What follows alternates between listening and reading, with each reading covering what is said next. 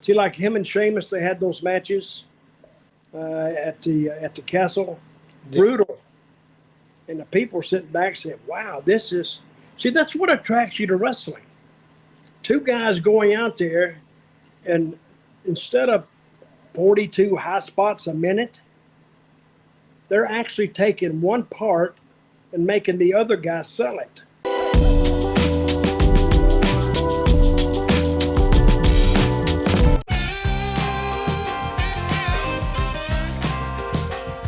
Well, let's talk about WWE shortly as we wrap things up here. Talking point from SmackDown, the show we usually review, Dutch. The main one was Ricochet pulling out the win in the SmackDown World Cup, defeating Santos Escobar. He now moves on to the December 16th edition of SmackDown to face Gunther. Gunther versus Ricochet again. I know you were very vocal about your opinion when they ran that match back after Gunther won the Intercontinental title. Do you think they've done enough for Ricochet to feel like a formidable challenger for Gunther now? No, not really. See what he is. He's a transitional guy. So now, and I think they need to put all the steam they can on that Gunther. Throw it on that guy. That's why I didn't like him running from Strowman. Yeah. Stroheim. How do you say his name? Strowman. That's why I didn't like him running from him. What's he running from? I thought he beat the hell out of Sheamus. So why would he run from Strowman? I didn't get that. And I think when it got back, I think maybe Triple H saw that and said, that's not a good look for him. Because I don't think he needs to run from anybody, to tell you the truth. See, I don't even agree with the two guys with him, the Imperium or whatever they're called. Yeah. He doesn't need them. He might need one. I don't think he needs two. But I guess they make a pretty good team. But I think Gunther he's one of those guys that you could take and you can build. Because the people believe him. And I think the people he works with believe him. So when you convince your opponent you're tough, the fans they have no decision in it. They just gotta follow. Because he's a big guy too. So, but I hope Ricochet. I will say I think he is the most athletic guy they have. He doesn't miss moves. No. Every super move, crisp for a guy who's doing a lot of really dynamic things all the time. Does is crisp, accurate, and it's actually beautiful to watch him do this. I saw that move he did on Santos. It was I guess it was a back flip. I don't know the words, but Santos has to walk in under him and go down, start going down, and that's not timed down to the 10th of a second. They miss it. Yeah. So, it was the same move he finished off Mustafa Ali a couple of weeks back with. Kev, I wanted to ask you, because I did get a couple of my friends that told me that they thought Santos Escobar was going to win this tournament here. Do you think that WWE made the right decision in going with Ricochet, even though that is a matchup that they've already done with Gunther and Ricochet, or should they have given the ball to kind of the new guy on SmackDown? Even though it's a heel versus heel matchup, I think Santos has a style that could make him the babyface against Gunther. Should they have went with him instead? Well, circumstantially, I understand what you're saying, but it's still the functional fundamentals. Give me someone to cheer against someone I want to boo, and a consequence, and a guy you've put some investment in. He's basically going to win this tournament, it looks like, and get through this whole thing, and then get to face the champion. Now, if he gets knocked back down the mountain, that's good for Gunther. They've done it with Gunther before. They built Rey Mysterio up for a title shot at him, and then he beat up Rey.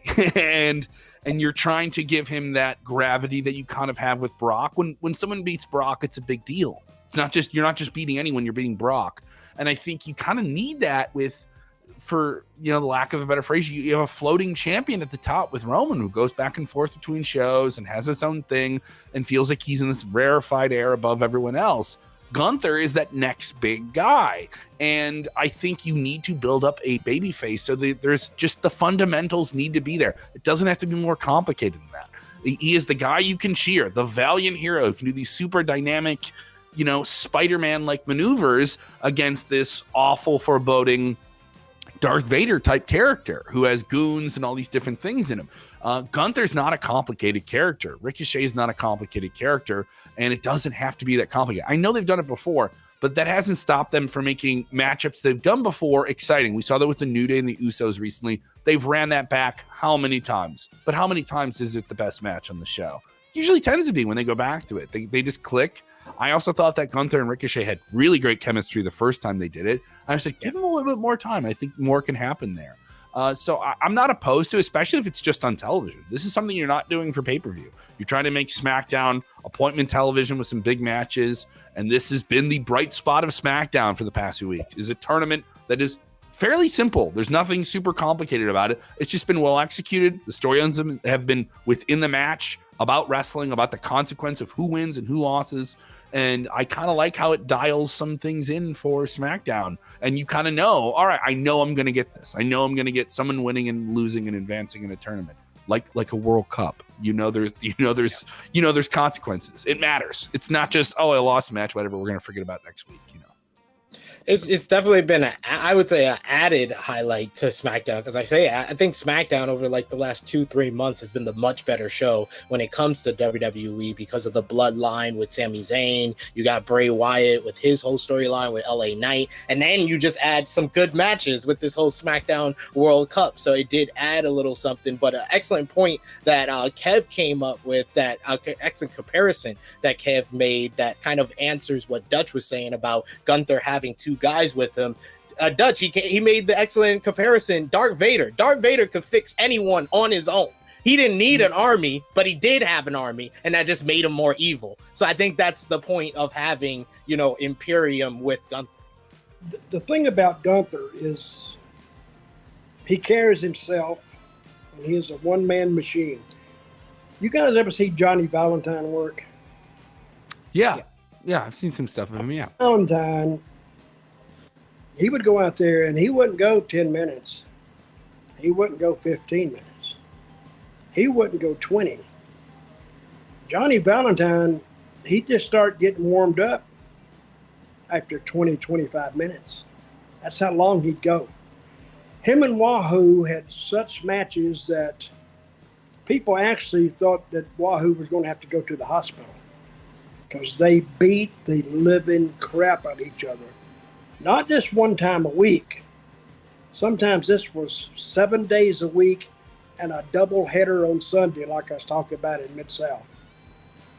Because they believe Johnny Valentine, as they will believe Gunther if he continues the way he's working. And they believe Wahoo. So when you put, and they're still looking for the guy for Gunther. See, like him and Sheamus, they had those matches at the castle, brutal, and the people sitting back said, "Wow, this is." See, that's what attracts you to wrestling. Two guys going out there, and instead of 42 high spots a minute, they're actually taking one part and making the other guy sell it, and taking their time doing it, of course. But now the crowd has time to get into it, and I agree that you need to have a baby face, a clear-cut baby face, and a clear-cut heel, because that have got 50-50 down the middle booking and all, and splitting the crowd. Because if you do that, no matter who you beat, you're still pissing half the crowd off. True. So, and that'll work for a while, it'll work maybe twice a year, and that's about it. But if you're making them pick who they're going to cheer for, you may be surprised sometimes. Lawler and I... And you may not get the person you want cheered. Yeah, that may be the reverse, Yeah, if you try to read those people, you can read them wrong. I did a series with Lawler in Memphis. We were both baby faces. So we went to Memphis, which is Lawler's town, but we split the crowd. Half of them cheered for him, half of them cheered for me because we were both baby faces. And then when you take it around, of course, you got to go around the territory. Tuesday night we was in Louisville. Wednesday night we was in Evansville. Saturday night we was in Nashville. So those towns we would do basically what we did on Memphis a week before. And it wouldn't work the same way. Well, every town was different, but Louisville, it was about the same as Memphis. Evansville was about the same as Memphis. But when we got to Nashville, because I worked Nashville as a separate territory before I went to Memphis, I was like an 80% baby face. Lawler went out that night. They tore his antenna off the car. He told me later, he said, I'm usually going out kissing babies and signing autographs. He said, I went out of Nashville, I was dodging rocks, and they tore the antenna off my car. But see, that's the beauty of wrestling. Sometimes you can't read them, and sometimes you can. Hopefully, if you read them the right way. But Gunther, I'm a big fan of his. And you talk about a generational talent, I think he could probably fall into that category. I may be totally wrong, but I agree with you. Said, in my opinion. I agree with you on that point. And I love that point about how you kind of have a different match based on the crowd response. And we're kind of seeing that over in AEW with the whole Elite versus Death Triangle best of 7, where at Full Gear, Elite was the biggest baby faces. Then they're in Chicago, CM Punk. I was there. They're the biggest villains. Then this next week, they were baby faces again. So it creates different matchups, and they had 3 different matchups. So you're seeing that there.